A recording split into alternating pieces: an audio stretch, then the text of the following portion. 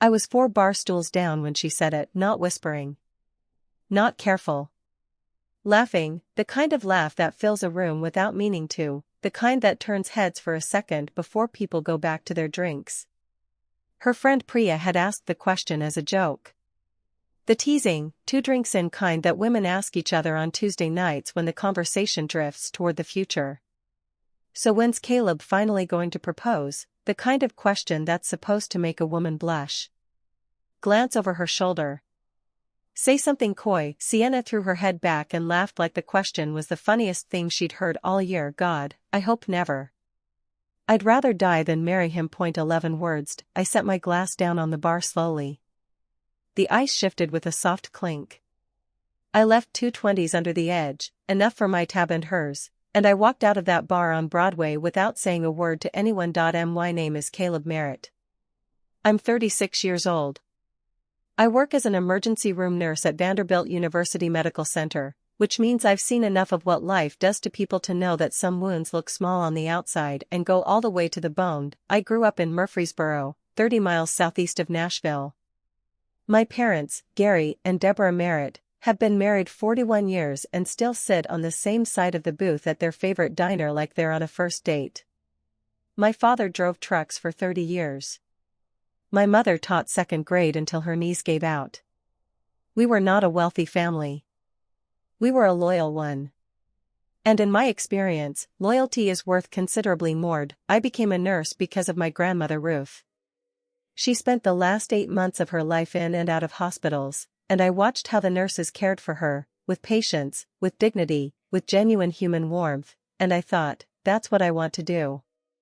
I want to be the person who makes an unbearable thing slightly more bearable. 6 years at Vanderbilt. A small apartment near 5 Points that I've slowly turned into something that feels like home. A real bookshelf. A decent coffee maker.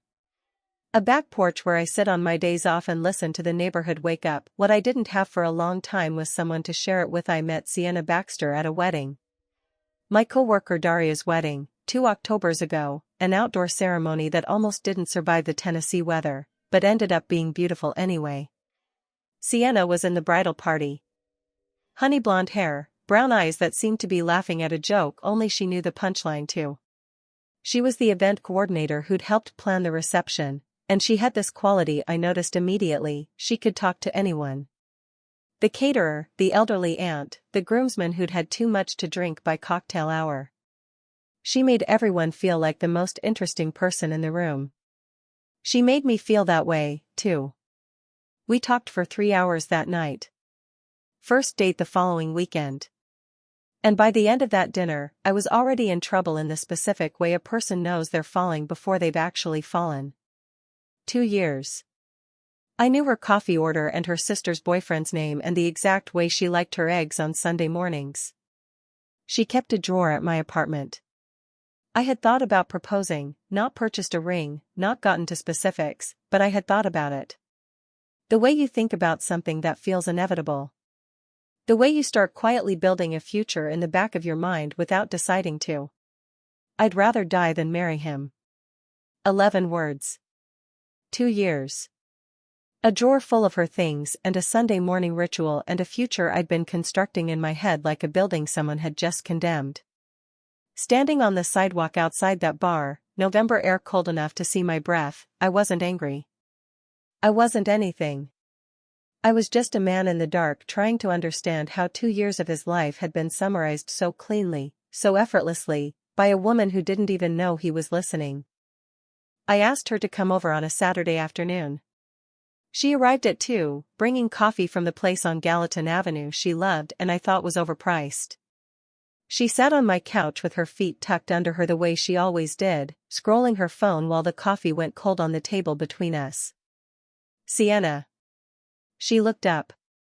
I need to ask you something, and I need you to be honest with me. She straightened. Set her phone face down on the cushion. Okay. The night at the bar. When Priya asked when I was going to propose. The color shifted in her face. Not dramatically. Not like someone caught in a crime. More like a person realizing that a door they thought was closed has been open the whole time.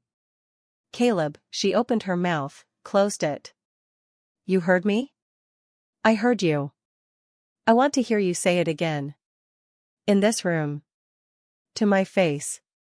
She looked at the window. The coffee. Her hands. Anywhere but me. We were having drinks and Priya was being silly, and sometimes when you're with your girlfriends you say things that. Sienna. She stopped. I'm an ER nurse, I said. I've spent 6 years learning to read people under extreme stress. I know what someone sounds like when they're performing for their friends. And I know what someone sounds like when they're telling the truth. I looked at her steadily. You were telling the truth. The silence that followed was the longest I'd voluntarily sat through in years. And I know how to hold silence. I've sat at a lot of bedsides. Finally, it's not that I don't care about you. That's not what I asked. She pressed her lips together. It's complicated. Try to uncomplicate it. She exhaled slowly. Caleb, you're wonderful. You are. You're kind and stable and reliable. Those are adjectives people use to describe a good couch. That's not fair, she said. You laughed, I said. When Priya asked, you laughed like the idea of spending your life with me was the funniest thing you'd heard in months. I just want to understand. Was that real, or was I imagining it? She was quiet for a long time. Then, very quietly, it was real. I nodded. I had expected devastation in that moment. A collapse. A flooding of grief the way grief hits when it finally gets through a door you've been holding shut. But what I actually felt was simpler than that. Cleaner. Like setting down a heavy bag after carrying it a very long time. Thank you, I said. She looked confused. For what? For being honest. Finally. I walked to my bedroom and came back with the drawer. Her drawer, the little one by the window with her charger, a travel-sized lotion, her spare key, a pair of earrings she'd been looking for. I set it on the coffee table in front of her. I think this is everything, I said. If I've missed something, let me know and I'll drop it off. Caleb. Her voice cracked slightly. You don't have to do this right now. I know, I said. But I want to. She sat looking at the drawer like she was seeing it for the first time. Like she was seeing the whole 2 years for the first time. I didn't want to hurt you, she said. I know that, too. I think I thought things would feel different eventually. That I'd get there. And then Priya asked, and I said what was true. I know, I said, for the 3rd time. And I'm grateful for it. It told me everything I needed to know. She left 40 minutes later. She cried a little in the doorway. I didn't. I handed her the tote bag, told her I hoped she figured out what she actually wanted, and I meant every word of it. Then I closed the door. The apartment smelled like her coffee and her perfume. Both would take a few days to fade. I put on my jacket and went for a walk. Here's what people don't talk about enough: November in Nashville. Everyone knows Nashville in summer, the rooftop bars, the honky-tonks, the bachelorette parties spilling onto Broadway 6 nights a week. But November has its own quiet personality. The leaves along Shelby Park come down in waves, golden and stubborn. The air smells like wood smoke from somewhere in the neighborhood. The greenways go still in the mornings in a way that feels like permission to think. I walked for 2 hours. I thought about Sienna, and then I stopped thinking about Sienna and started thinking about everything else. About the signs I'd filed away without examining, the way she'd slightly redirect whenever I talked about the future. Not avoid it exactly. Just steer. The way you'd redirect a conversation you were quietly bored with. About the fact that in 2 years, she'd never once asked me what I wanted our life to look like. She'd made plans that included me logistically, but she'd never asked. I thought about my parents. 41 years. Same side of the booth. My mother asking my father about his day with the same genuine curiosity she'd had on their first date. My father remembering small things she mentioned weeks later and acting on them quietly, without announcement. The specific, attentive kind of love that isn't dramatic or loud, just extraordinarily consistent. I thought about the fact that I am 36 years old, I work 50-hour weeks in an emergency room, and I come home to a good apartment in a good neighborhood in a city I genuinely love. That is not a bad life. By any reasonable measure, it is a genuinely good one. And I had been so focused on adding Sienna to it that I hadn't noticed she wasn't actually adding anything to it either. My phone buzzed. A text from her. I keep replaying our conversation and I think I made a terrible mistake. Can we please talk? I read it 3 times. Then I put my phone back in my pocket and kept walking. There is a difference between making a mistake and having a moment of honesty. Sienna hadn't made a mistake. She'd told the truth. The mistake, hers and mine, equally, was the 2 years we'd spent not having that conversation at all. 2 hours later, when I'd made it home and cooked a bowl of pasta and sat at my kitchen table with the radio on, I texted back. You didn't make a mistake, Sienna. You told the truth. That's not something you should apologize for. She called immediately. I let it go to voicemail. She called again. Same. Then a text, I miss you already. I think I'm in love with you. I just got scared. I looked at that text for a long time. And then I thought about what scared actually means. Scared of what? Scared of commitment? Scared of the wrong person? Because those are 2 very different kinds of scared. And only one of them has anything to do with me. I typed back, I think you should take some time and figure out what you actually want. I hope you find it. I really mean that. Then I turned the ringer off and finished my pasta. 3 weeks later, my coworker Daria, whose wedding I'd attended 2 years ago, where I'd met Sienna in the first place, sat across from me in the Vanderbilt break room at 2 in the morning between shifts and said, You seem different. Different how? Lighter. She tilted her head. Which is strange, because I know you just ended things with Sienna. We ended things, I said. There's a distinction. What's the distinction? She said something that was true. I responded to what was true.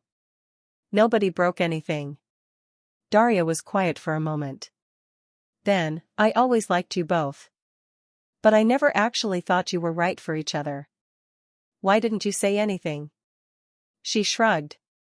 It's not my place. People have to figure it out for themselves.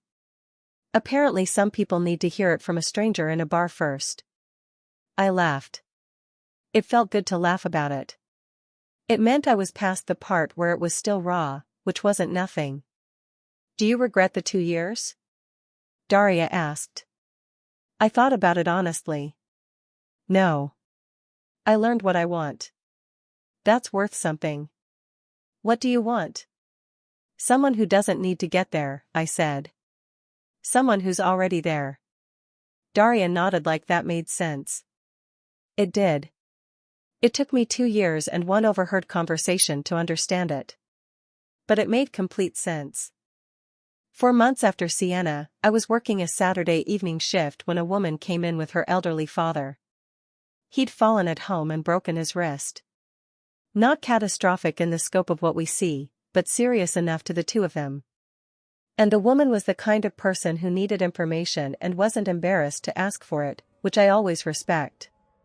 Her name was Nora Callahan. 3rd grade teacher at a school in Germantown. She had her father's same sharp eyes and the specific calm that people develop when they've been managing other people's worry for a long time. She asked good questions. She said thank you and meant it. When her father was settled and resting, I came back to check on them and found her reading him a paperback mystery from her bag. Not your usual genre? I asked. Grabbed it at random. I knew the wait would be long. Thoughtful. He gets anxious without something to focus on. She glanced at him. He's been alone a lot since my mom passed. 2 years ago. Heart. Fast. She said it matter-of-factly, the way people say things they've made their peace with, even when the peace cost them something. Her father, Tom, fell asleep 20 minutes later. She sat reading with a small, focused frown. I did my rounds. At the end of my shift, as they were leaving, she stopped me in the hallway. I wanted to say, "You were really kind in there." To him especially. "It matters. It's why I do it," I said.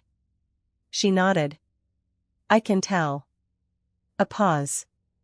"The specific kind that you either act on or you don't." "I don't usually do this," I said, "but would you want to get coffee sometime?" She looked at me for a moment. Not nervous. Not performing. Just considering. The way someone considers something they actually want to think through before answering. "Yes," she said. "I would." I gave her my card. She took it. She said good night and walked her father out through the sliding doors. I stood in the hallway of the ER at 11:15 on a Saturday night, feeling something I hadn't felt in a while. Not certainty about where it was going, I didn't know where it was going. But certainty that asking was right.